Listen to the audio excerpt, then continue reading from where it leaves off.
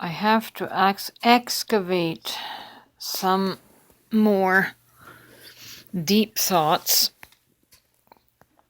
that are just floating through my mind.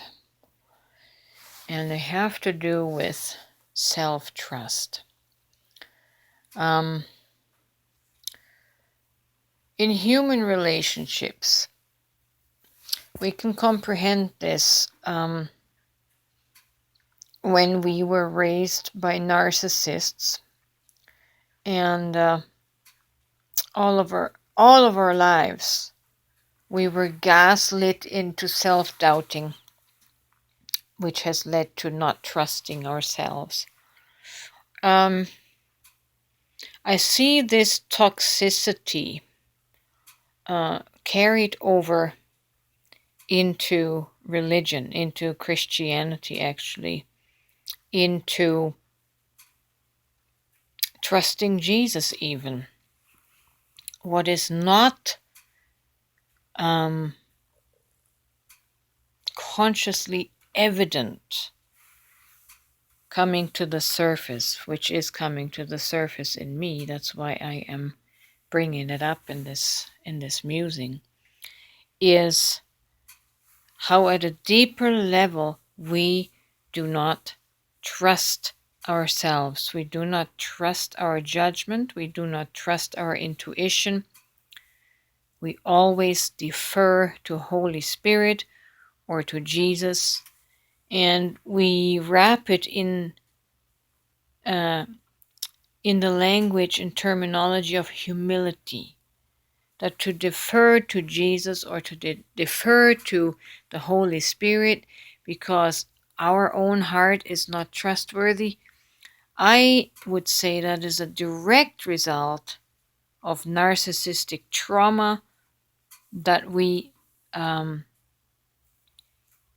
were entrained by and have experienced. But the problem is it is unconscious.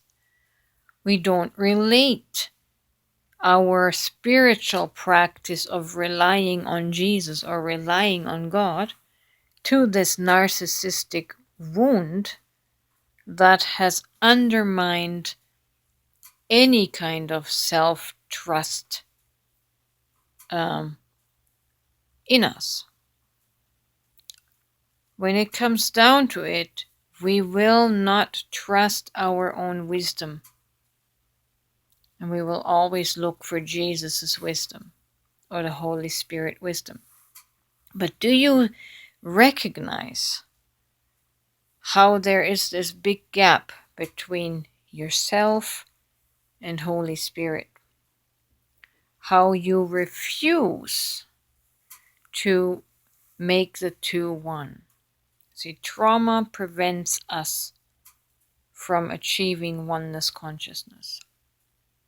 Because if I dare rebuild my self-trust, I have to devote myself 100% to self-love, to self-trust.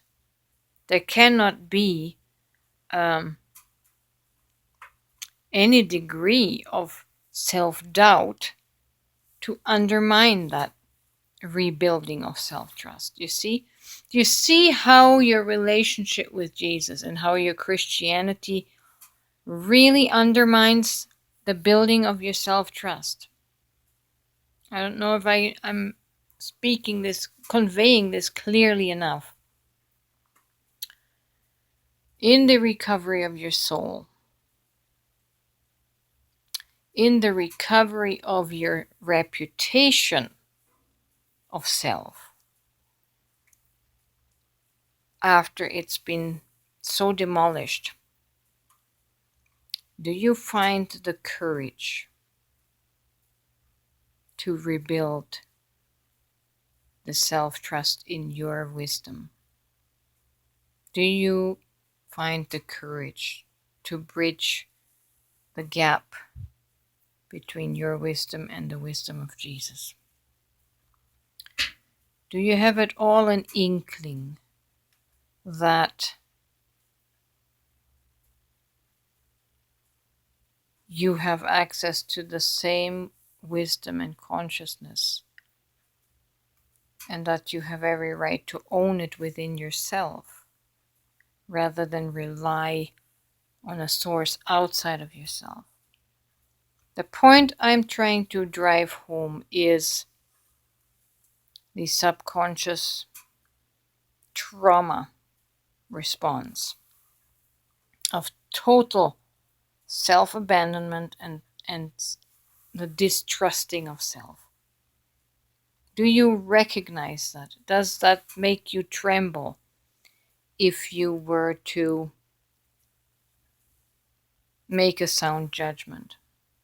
Does that make you feel tense if all of a sudden you have to be in charge of making a wise choice? If that makes you feel shaky and trembling, it's because your relationships with narcissists have undermined your being, have undermined your confidence, have undermined your capabilities and your abilities. There's trauma work that needs to be done in order for us to re-establish the relationship with ourself.